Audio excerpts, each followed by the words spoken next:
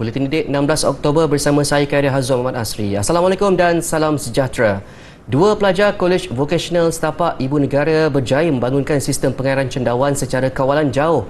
Melaluinya tanaman cendawan boleh dijaga dengan lebih mudah dengan hanya menggunakan telefon bimbit.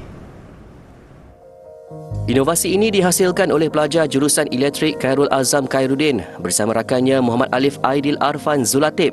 Mereka mula mendapat idea mengenainya selepas harga cendawan di pasaran naik melambung kerana kadar pengeluarannya yang terhad. So bahan-bahan yang saya gunakan untuk membina projek ini terdiri daripada dua bahagian iaitu elektrik dan elektronik.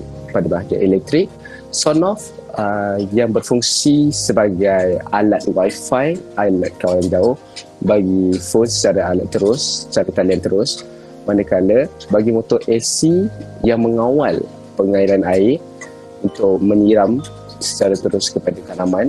Manakala bagi bahagian elektronik, saya menggunakan ESP8266 sebagai minda sistem untuk mengawal pergerakan dan memberikan signal kepada motor DC yang menyiram ke tanaman. Di bawah seliaan guru Nur Idayu Mahayudin, sistem ini berjaya dihasilkan dalam masa sebulan dengan kos kurang RM200. Pelbagai jenis penanaman cendawan boleh digunakan dengan menggunakan sistem ini.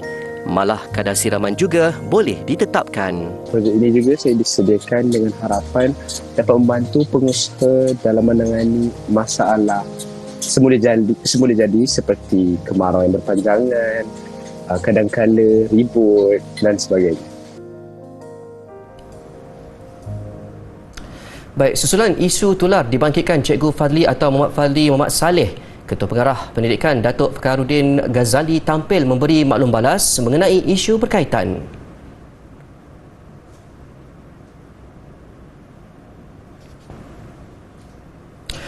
Beliau menambah KPM sentiasa komited melakukan yang terbaik. Semalam Cikgu Fadli mendakwa akan dikenakan tindakan buang kerja atau diturunkan pangkat kerana menyuarakan isu membabitkan sistem pendidikan, baik sekolah, silibus subjek, masa belajar dan bilangan murid di dalam kelas. Cikgu Fadli yang juga guru matematik Sekolah Kebangsaan 1 Gombak semalam memuat naik di laman Facebooknya dua surat tindakan tata tertib yang dikatakan dihadapinya.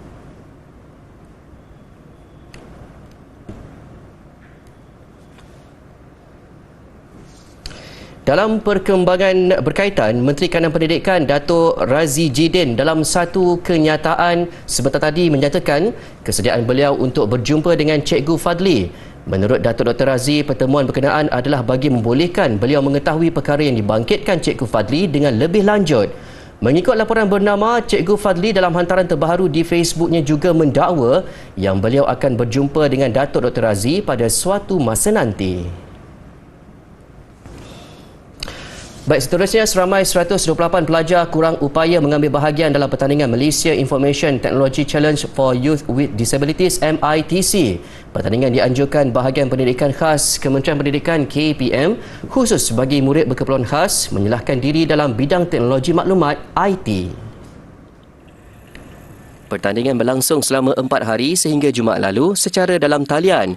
6 acara dipertandingkan. Antara yang menjadi tumpuan E-Creative Smart Car Challenge di mana peserta akan menggunakan sebuah kereta Rero Micro, seterusnya mengambil video pergerakan, mengekod dan menghasilkan fail pengaturcaraan bagi menyelesaikan tugas yang diberi.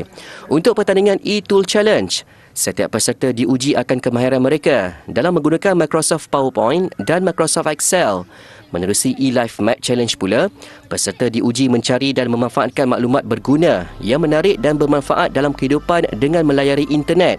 Turut dijalankan E-Contents Challenge yang menguji kemampuan peserta membuat klip video. Manakala E-Creative Internet of Things IoT Challenge pula menuntut setiap kumpulan menghasilkan satu kertas kerja inovasi atau prototipe yang melibatkan teknologi untuk membantu golongan kurang upaya. Pemenang akan mewakili negara ke Global IT Challenge for Youth with Disabilities GITC 2022. Pemberian tablet menerusi program peranti siswa keluarga Malaysia amat bererti buat kumpulan pelajar daripada keluarga kurang berkemampuan B40.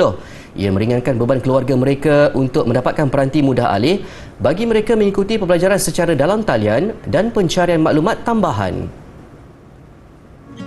Setakat ini di Perlis, ramai 6,500 pelajar tingkatan 6 dan penuntut institusi pengajian tinggi IPT di seluruh negeri mendapat manfaat menerusi pemberian sebuah tablet setiap seorang. Pemberian tablet itu dilengkapi dengan wayar pengecasan serta beberapa aksesori lain. Pertama sekali saya rasa sangat bersyukur dan terima kasihlah pada Datuk Seri Ismail Sabri kerana telah memberi kemudahan kepada kami semua para pelajar dengan memberi bantuan peranti siswa. Saya sangat gembira dan bersyukur sebab dia banyak bagi saya manfaatlah untuk saya belajar lepas ni. Manfaat dari segi? Segi macam belajar, saya boleh gunakan untuk online class, untuk quiz ke. Sebab handphone pun kadang-kadang lag kan. Maksud kalau tak ada bateri boleh guna tablet. Majlis penyerahannya disempurnakan Menteri Wilayah Persekutuan Datuk Seri Syahidan Kasim di Dewan Ilmu Universiti Malaysia Perlis UNIMAP. Saya yang paling penting ialah anak-anak ni dia berterima kasih dan bersyukur di atas usaha kerajaan. Walaupun kerajaan kita tahu bahawa keadaan kewangannya di peringkat yang bertahan, tapi masih mampu untuk memberi perlindungan kepada mereka yang memerlukan, terutamanya pelajar-pelajar. Pemberian tablet itu bergantung kepada permohonan pelajar. Program Peranti Siswa Keluarga Malaysia adalah inisiatif kerajaan dengan kerjasama syarikat telekomunikasi terpilih untuk membekalkan sebuah peranti tablet kepada pelajar di sekolah dan IPT dalam negara. Pelbagai aktiviti diadakan sempena Karnival Kurikulum dan Ko-Akademik Transformasi 25 Sekolah Menengah Kebangsaan SMK Tawau 2022. Karnival menyediakan pameran kurikulum dan ko-akademik serta turut menawarkan pelbagai pertandingan bagi mengembangkan minat murid dan meningkatkan pemahaman mereka terhadap mata pelajaran yang diajar di sekolah. Karnival bermula jam 6.40 pagi itu berlangsung di dataran Sharifah Katrina Nuraniah SMK Tawau. Antara pertandingan yang diadakan termasuk pertandingan boat steam, pertandingan RC War, pertandingan TikTok STEM, pertandingan Photo Hunt Challenge, pertandingan Car Balloon Race dan pertandingan STEM Explore Race. Pengerusi program Abdul Majid Saprin berkata, selain melahirkan pelajar kreatif dan kritis melalui inovasi projek yang dihasilkan, program juga diharap dapat memupuk semangat kerjasama berpasukan dalam kalangan warga SMK Tawau. Program julung kali dianjurkan pihak sekolah itu bertujuan menyemai semangat cintakan ilmu pengetahuan dalam kehidupan seharian pelajar selain mengeratkan hubungan pelajar dan warga pendidik. Saya dapati impak daripada pengajaran guru terutama sekali dalam mata pelajaran STEM. Ya, saya lihat kemanjadian murid. Bila saya melawat di tapak-tapak pameran itu, saya dapati murid-murid berdiri di samping inovasi yang mereka hasilkan dan mereka boleh menjelaskan dan menjawab persoalan-persoalan yang kami ajukan kepada mereka. Jadi itu adalah kemanjadian yang paling hebat ya. Daripada SK Bandar Tawau ingin mengucapkan tahniah dan syabas kepada SMK Tawau. Banyak ilmu dan pengalaman yang kami peroleh sepanjang lawatan kami. InsyaAllah ilmu-ilmu dan idea ini akan kami bawa ke sekolah kami. Tahniah SMK Tawau.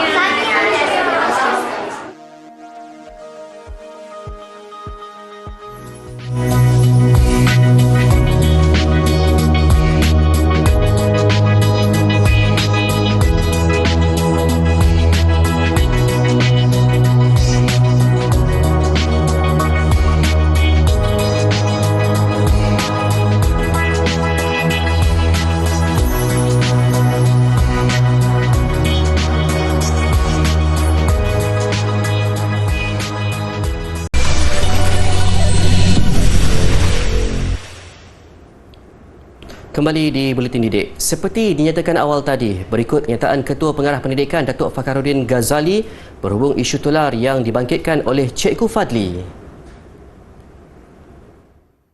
Untuk makluman, surat yang dihantar kepada cikgu tersebut bukanlah suatu surat yang membawa maksud bahawa hukuman telah dijatuhkan oleh lembaga tata tertib.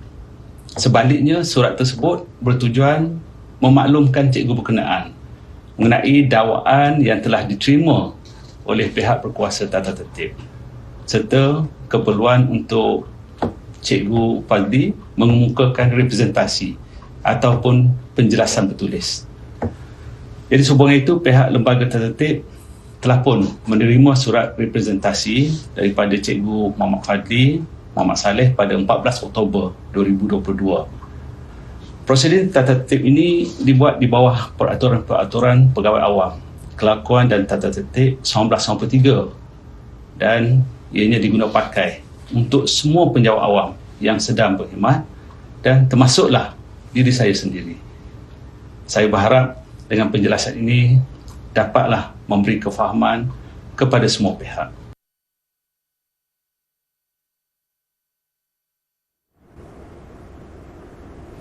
Bagi mencungkil bakat dan kreativiti, murid bercerita secara bersahaja dan meyakinkan, Majlis Agama Islam Wilayah Persekutuan MAWIP menganjurkan pertandingan bercerita prasekolah peringkat Wilayah Persekutuan tahun 2022.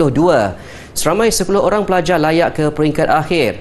Program merupakan inisiatif MAWIP dalam memperkasakan tahap dan mutu pendidikan institusi di bawah kelolaan MAWIP bermula dari peringkat prasekolah. Ia diharap dapat membina keyakinan diri dan semangat berdaya saing dalam kalangan murid, sekaligus meningkatkan kemahiran mereka khususnya dalam mendengar, bertutur, membaca dan menulis dalam bahasa Melayu. Johan pertandingan ini Akil Azhad Alif Adri membawa pulang wang tunai RM2,000 dan piala. Sementara Iris Ishal Khalisha Muhammad Amin dan Owais Ahmad Syahmi masing-masing tempat kedua dan ketiga memenangi RM1,000 dan RM500 berserta piala.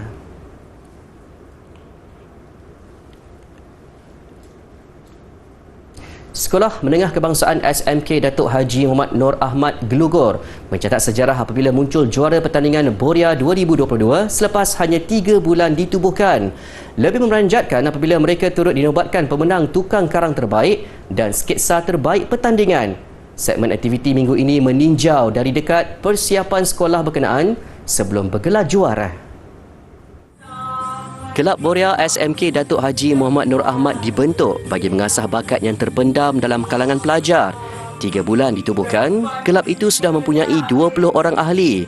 Bagi menanam semangat kecintaan ahlinya terhadap kelab itu, Kelab Boria SMK Datuk Haji Muhammad Nur Ahmad turut dikenali sebagai Boria Madnorians. Sebenarnya, kalau kita berbicara tentang memupuk semangat cinta terhadap budaya ini, kita dapat lihat bahawa dengan penubuhan kelab sebegini, kita dapat mendedahkan generasi muda kepada akar dan seni budaya bangsa mereka, terutamanya kepada rakyat penduduk di Pulau Pinang ini, kerana Boria merupakan satu-satunya seni tradisi yang memang dipelopori oleh negeri Pulau Pinang. Semangat mereka untuk menang tinggi apabila mempergiatkan latihan hingga pada cuti hujung minggu. Untuk pertandingan tahun ini, sebanyak 11 kumpulan atau SMK seluruh Pulau Pinang mengambil bahagian. Pertandingan menawarkan hadiah wang tunai keseluruhannya lebih RM11,000. Sambutan Maulidul Rasul tahun ini terus disemarakkan dengan penganjuran pelbagai program termasuk perarakan membabitkan komuniti setempat. Siang tadi, pelajar dan penduduk dari sekitar Taman Tun Dr. Ismail TTDI Ibu Negara menganjurkan perarakan sambil berselawat secara beramai-ramai. Sallallahu ala Muhammad sallallahu alaihi wasallam, sallallahu ala Muhammad sallallahu alaihi wasallam. Program yang julung kali diadakan itu bermula seawal jam 7.30 pagi di pekarangan Padang Sekolah Kebangsaan Taman Tun Dr. Ismail TTDI 1 Ibu Negara. Ia disertai kira-kira 400 orang membabitkan 12 kontingen dengan gabungan kerjasama 4 masjid di Zon 6. Kita mengambil iktibar dan mengambil ibrah daripada kerasulan Nabi Muhammad SAW dalam penegasan untuk umat Islam supaya bersatu padu. Jadi dalam kerangka bersatu padu inilah kita satukan tenaga, satukan fikiran, satukan dana yang ada untuk menjayakan program ini. Masjid terbabit ialah Masjid At-Taqwa, Masjid Al-Ghufran, Masjid Al-Hidayah dan Masjid Jamik Sultan Abdul Aziz Shah. Selain perarakan sebagai acara kemuncak, pertandingan nasyid dan azan turut menjadi pengisian program. Pada hari ini kami telah digunakan sebagai johan perarakan Masjid Al-Hidayah Kampung Sungai Penchala. Berkat kerjasama semua, kita berkumpul hari ini pun tanda cinta dan kasih kita pada junjungan besar Nabi Muhammad SAW. yang mana selama sebulan lebih kurang kita buat persediaan.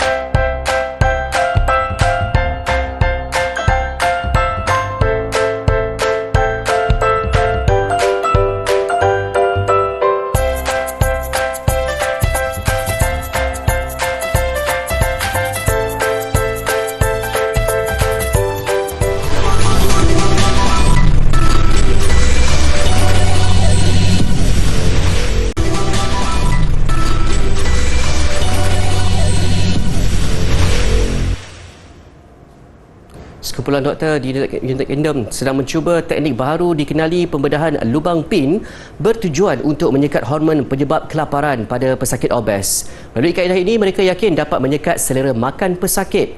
Dengan itu, pesakit tidak perlu lagi menjalani pembedahan atau menggunakan dadah yang mungkin menyebabkan kesan sampingan.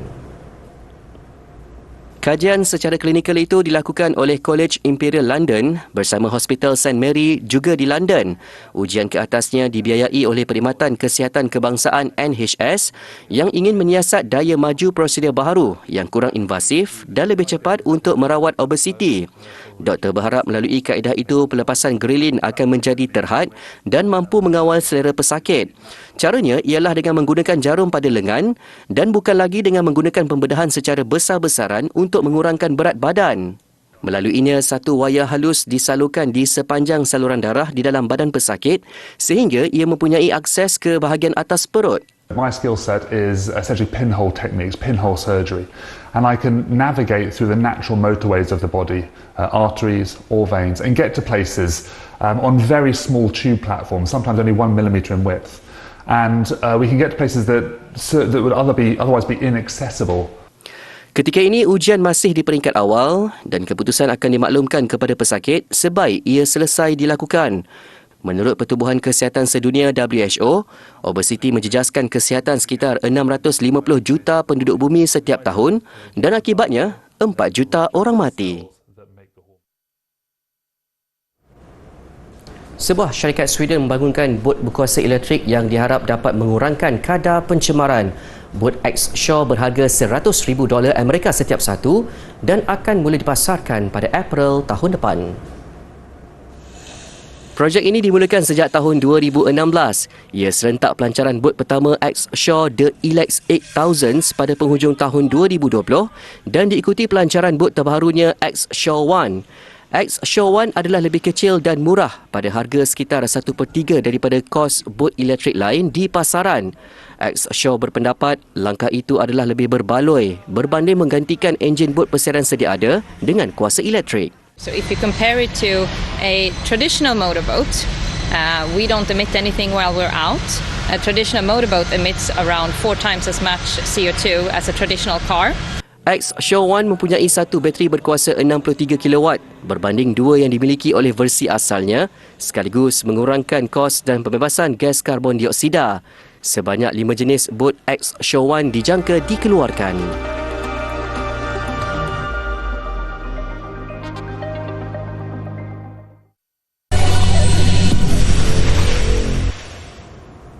Masih di Buletin Didik Sukan. Selepas 22 perlawanan dilalui 12 pasukan, Liga Super 2022 melabuhkan tirainya semalam. Selain keunggulan Johor Darul Ta'zim JDT selaku juara ke-9 berturut-turut, kejayaan kali ini dilihat lebih istimewa apabila menamatkan kempen musim ini dengan rekod tanpa kalah. Turut ceria Terengganu FC yang mengesahkan slot ke Piala Konfederasi Bola Sepak Asia AFC 2023 selepas bergelar naib juara. Berdepan Kedah Darul Aman di arena lawan nyata tidak menggugat keazaman Terengganu untuk menggapai 2 misi. Muncul naib juara Liga Super dan seterusnya layak untuk beraksi dalam Piala AFC. Seawal minit keempat, Terengganu membuka jaringan menerusi pemain sayap lincah kebangsaan Faisal Abdul Halim. Penyerang import Cece Kipre menggandakan jaringan pelawat pada minit ke-15 sebelum Kipre menambah gol peribadinya pada minit ke-73. Kedah memperoleh gol sagu hati menerusi pemain import Desi Marcel pada minit ke-88. Kemenangan 3-1 menyaksikan Terengganu menutup kempen dengan 44 mata di belakang juara Liga Johor Darul Ta'zim JDT. Manakala Kedah yang merupakan naib juara musim lalu terpaksa akur di tempat ke-8 Liga dengan 27 mata. Sementara itu, suasana ceria di Stadium Sultan Ibrahim Iskandar Puteri menyaksikan JDT meraihkan kejuaraan Liga Super buat kali ke-9 berturut-turut. JDT mengakhiri musim ini dengan catatan gemilang tidak pernah tewas sambil mengumpul 56 mata. Perlawanan terakhir Liga, JDT berdepan Sabah. Ayam tambatan dari Brazil, Bertson da Silva membuka jaringan pada minit ke-17 selepas menyempurnakan hantaran Arif Aiman. 6 minit sebelum rehat, giliran Aiman menambah jaringan skuad bimbingan Hector Bidoglio itu.